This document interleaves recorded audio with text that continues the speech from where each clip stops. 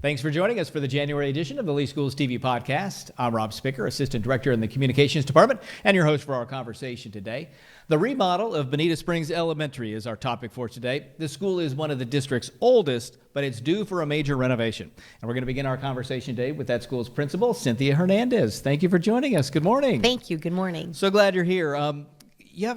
This school, not just is it historic, but it really is just kind of a special place, isn't it, for those that have attended and those that are attending. Don't you feel that as the principal? That is correct.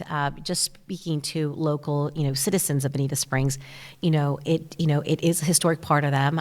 We've had grandparents, we've had the daughters, and then we have now the grandsons or granddaughters having attended. So it is a very special place of Bonita Springs. So, to many, it's a special gem, as we say it. Yeah. And it's special to you. You have a connection to the school. This is your first year there as principal. But I do. You go way back with Bonita Springs, like some of those.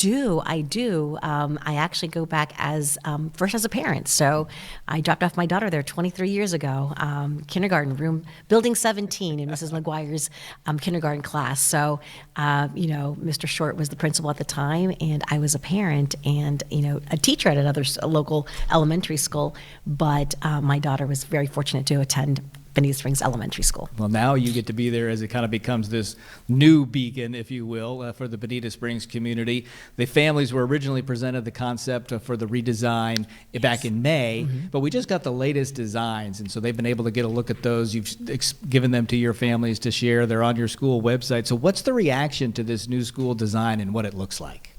Parents are very excited, knowing that the students will go ahead and receive bigger classrooms and state-of-the-art facilities, cafeteria being larger, but more space in itself for our students. That really is kind of your biggest need and why you need that improvement, isn't it? You're crowded right now. You can't use the main building. That main building is unsafe to occupy.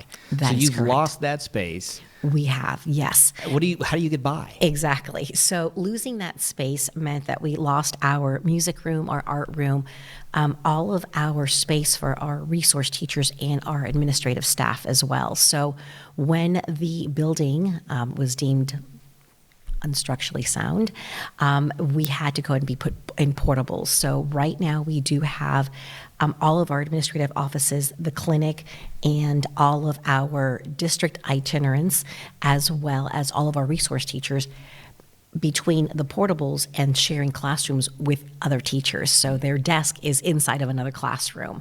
The media center, is multifunctional. It's a media center, but at the same time, you can actually go ahead and see small group instruction going on at that same time. In our hallways, the exact same thing. And that's so hard to imagine that you're so packed because you've lost a building that you're teaching in the hallways. That is correct. And Rob, it's amazing how kids adapt.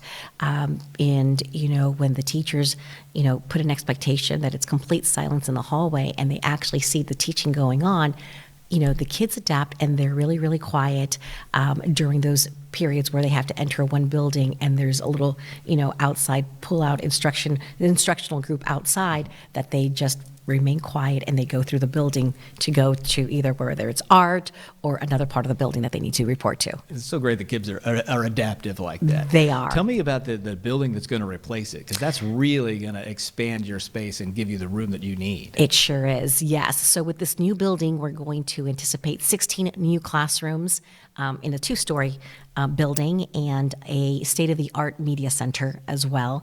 But with that, it will be rooms for conference rooms and proper settings for itinerants to have their own working space, our resource teachers to have their own working space. So we are really, really looking forward to that. And the cafeteria gets replaced as well. I've been there. That's a small cafeteria for a school of 500 or so students. So that is true. What about that building? What's going to happen there? So with that building, that is going to be the phase 2 of that construction.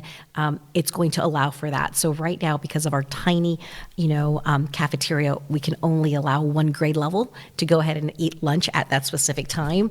And with that is going to go ahead and become not only a media center, but our stage. Right now, we can't use our stage to where we can fully use it because the back of the stage is where our custodial staff is.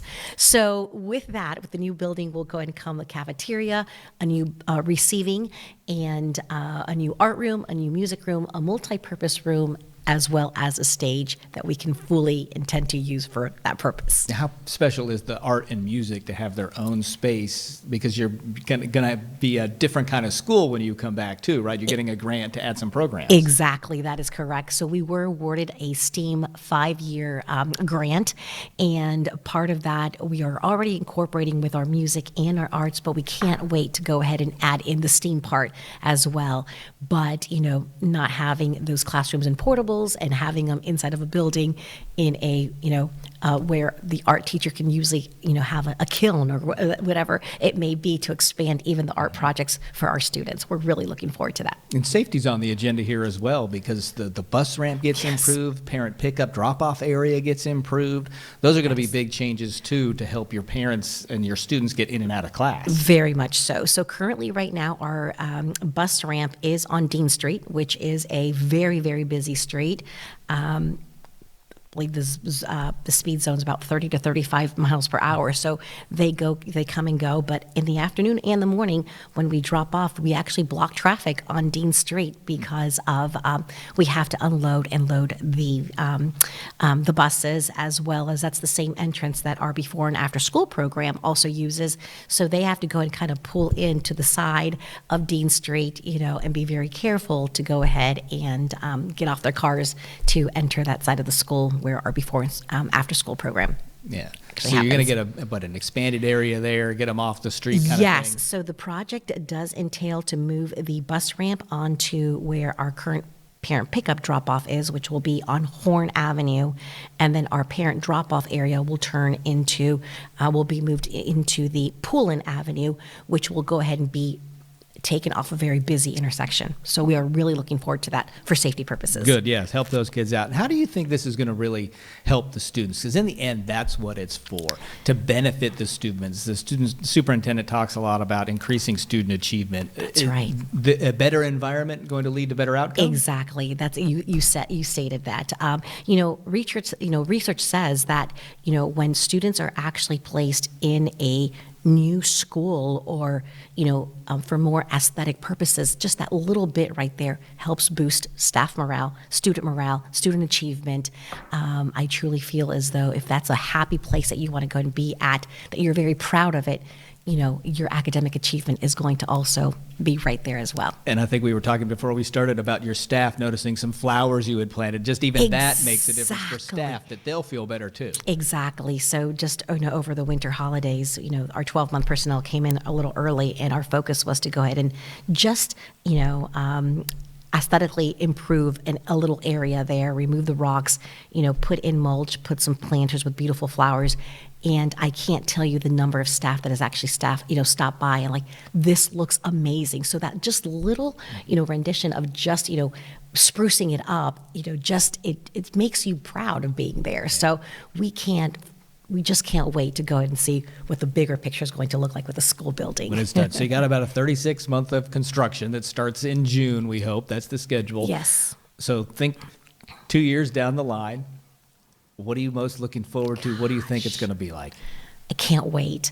I can't wait to go ahead and not have something break down every week. With the building supervisor and the head custodian, it's a daily communication of what's working, what's not working, an AC that came down or intercom not working. So there's always a plan B, let alone even a rainy day dismissal, because right now we're all in different parts. Many portables on our building, so just that in itself is just a smoother operation on the operations side. But on the academic side, I can't wait to go ahead and have just state-of-the-art facilities where our kids can actually go ahead and be proud of where they are, and they can come and learn and grow every day. Yeah, it's going to be exciting. It is. All right. Well, thanks so much for joining us. Thank you very much. And now I want to bring in Dr. Adam Molloy, Director of Planning here for the school district, to get more details about this project. Thanks for joining us as well, Dr. Molloy.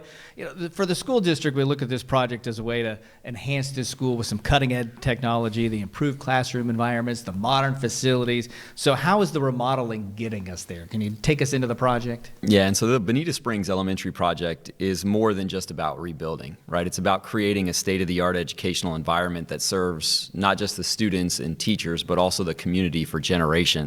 Some of the current buildings just don't meet our standards as it relates to learning. When we say state-of-the-art, we're talking about facilities designed really to inspire and enhance learning. Imagine 21st century classrooms equipped with everything necessary from robotics to coding to spaces where creativity and innovation can really thrive. The process to replace the original building and the cafeteria, the ones that are going to be torn down, the district didn't just decide to tear these down on our own and say, you know what, these got to go. There's a decision and some state approvals that are required. There's a process to get where we're at. Yes, so the process, the Castaldi process, we've gone through with a few of our rebuild projects. Basically, we submit to the state the buildings, the age, the condition, and we ask approval to tear down or to razz these buildings and then to rebuild. And the state approved our request for buildings 1 through 4 and 14 and several modular buildings, and they decided that it was more economical for us to rebuild than to rehabilitate these buildings. So we received that approval in September, and we're now moving forward with those selected buildings as part of the larger project scope for Bonita Springs. And there is that historical significance that goes with the main building, but there is going to be an effort to preserve that. We want to recognize the history of this building to Bonita Springs and the people of that community. Correct. The school is extremely central to the history of Bonita Springs, and we really want to honor the school's history. That's a major priority for our team. So building 1, though historically significant, has been deemed unsafe and is currently fenced off, right? No students or teachers are currently in there. But to really honor the legacy, we're incorporating elements like the brick, the facade, the signage into the new design. We've developed options that really include, Dean Street in likeness from the old school, an outdoor welcome area, a timeline sidewalk, and a historic garden. So really that historic element will be present on Dean Street, and really our attempts to honor it, the repurposing of the brick, the timeline sidewalk, the old images within the new building, I think do a great job of trying to honor that legacy. And what we're going through is nothing new for the school district. Cypress Lake Middle is just beginning a rebuild project that we promised many years ago. Franklin Park Elementary is in their new school that we promised as well. So we've done this before. That's correct. The district has made it a priority to modernize several schools. So you mentioned Franklin Park, Cypress Lake Middle, Riverdale High School, and those have gone through that same kind of Castaldi RAS rebuild process. These projects really reflect the district's commitment to providing safe, innovative learning environments across the county. Logistically, how does this happen? I know this project is phased in the building of it because the students are on campus, so it takes a little bit longer. So how do we make that happen with the kids there and the work happening at the same time? You're absolutely correct. So it's a phased construction process, the majority of that construction taking place over the summer, but a lot of that construction in phase 1, 2, and 3 also happening while the kids are on campus. And really we've planned it carefully to try to minimize disruptions. Keeping students on campus was a deliberate choice by our team because many live nearby or walk or bike to school. So relocating them to a distant swing site really wasn't in line with our approach on Bonita Springs. So construction starts this summer, and then like you mentioned, earlier, we have that 36-month kind of phased approach. So we just keep the kids in a safe spot, move them around, block off the construction areas. We've done it before. We can do it again. Absolutely. All right. They have a lot to look forward to when it's finished, don't they? Yeah, I think this is really big. They absolutely do. We absolutely do as a community. The new Bonita Springs Elementary School will be a beacon of what's possible, right? A cutting-edge facility that supports really our shared goal of increasing student achievement. This is about giving our community a school they can be proud of, where students are inspired to learn, grow, and excel. It's going to be exciting. I'm very excited. All right, Dr. Molloy, thanks for filling us in on some of those details, and we appreciate everybody joining us. We'll be back next month with another edition of the Lee Schools TV podcast.